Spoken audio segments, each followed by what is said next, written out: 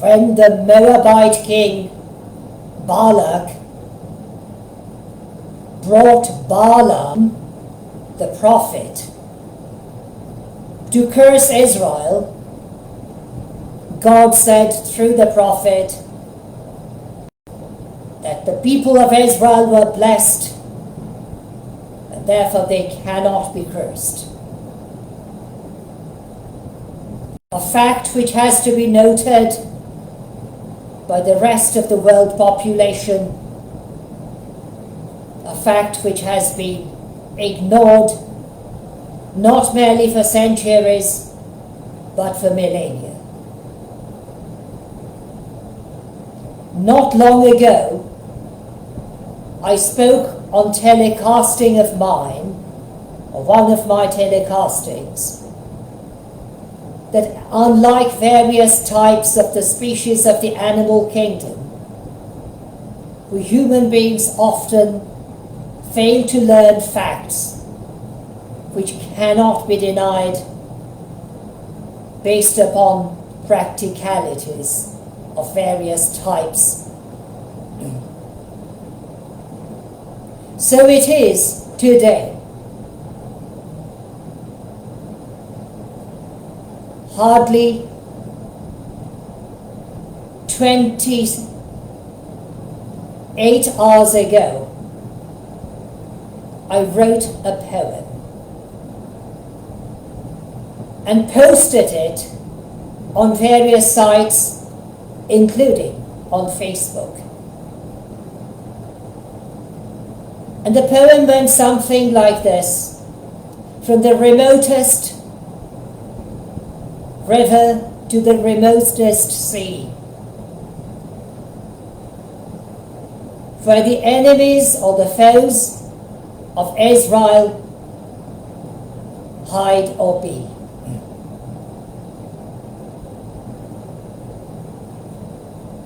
Hardly 24 hours went past, and I heard the news that some staunchest enemies and staunchest accusers of Israel, some of whom who also ordered his subordinates to cast some 300 missiles in attempts to destroy innocent people of Israel hardly a couple of weeks ago, was destroyed. His destruction, which was caused by a helicopter accident, was most probably not caused by any human intervention, but natural one, controlled by the very eternal King of Israel.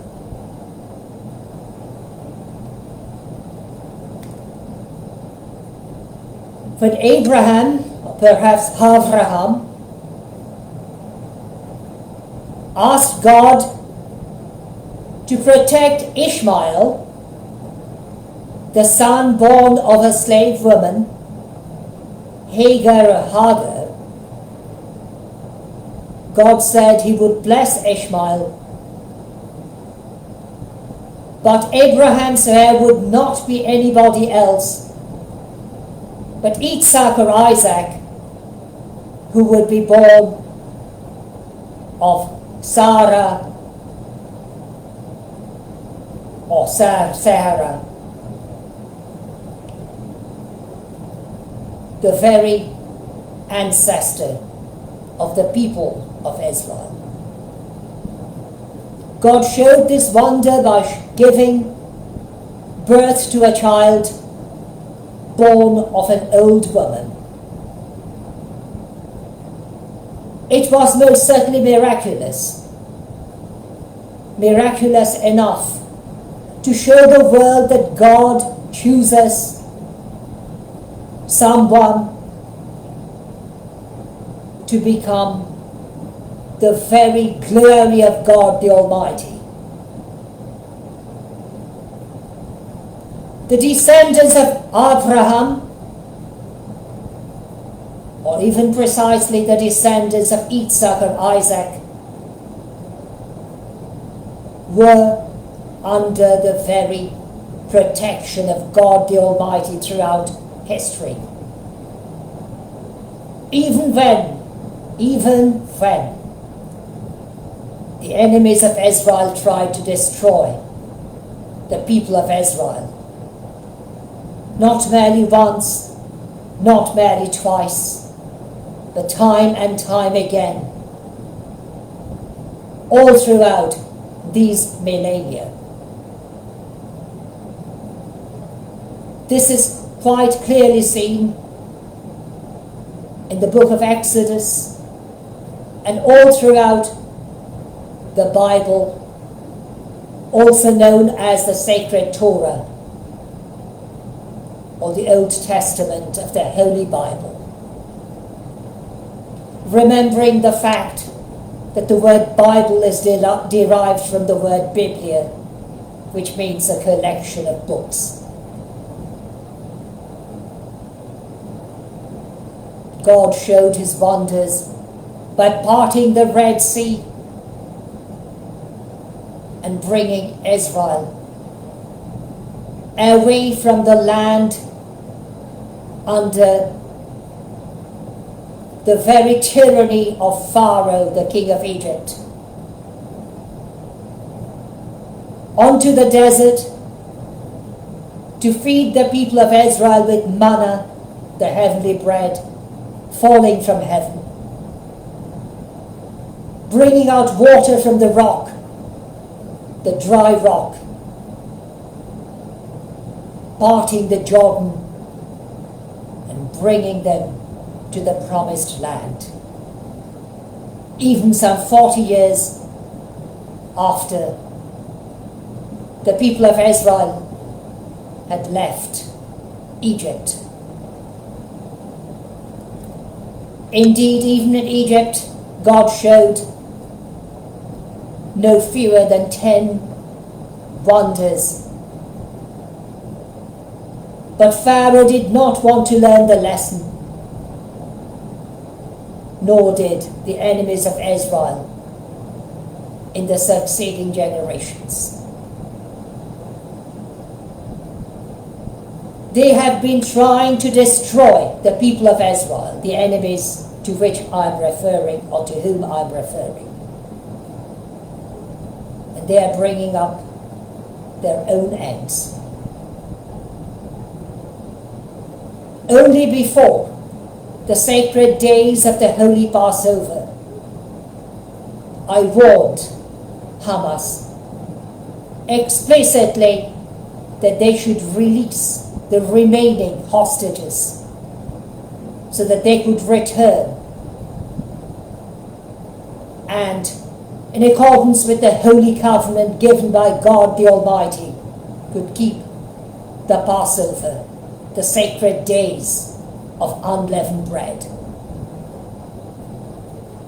But who am I, a little one whose words would never be listened?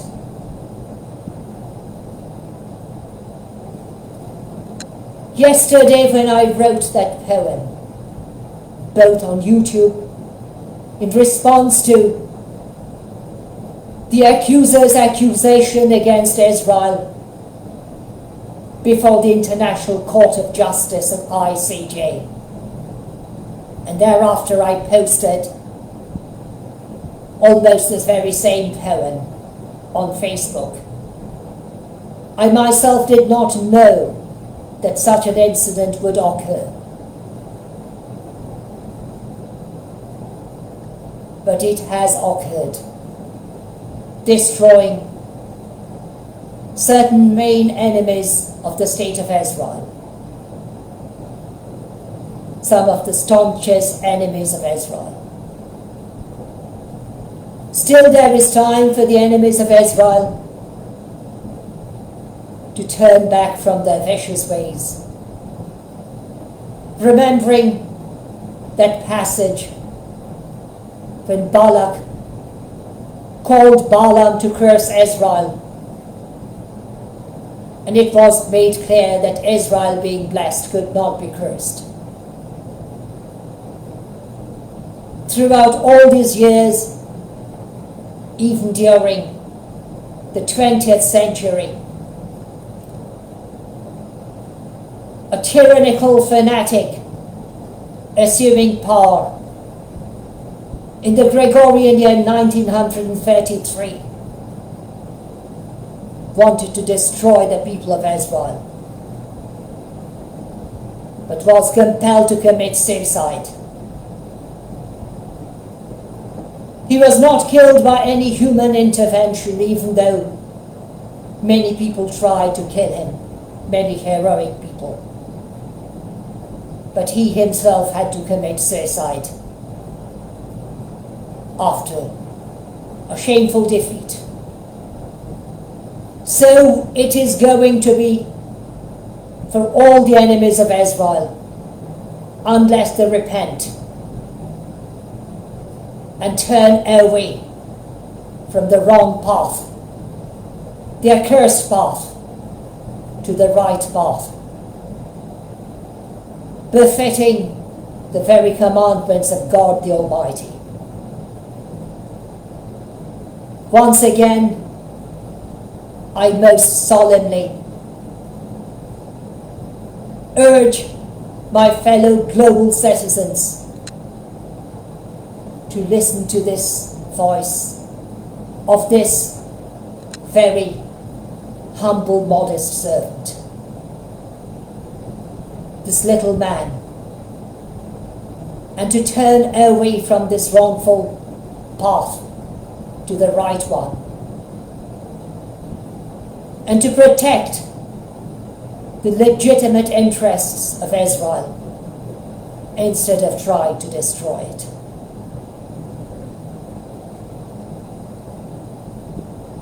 While I bid all of you a solemn night.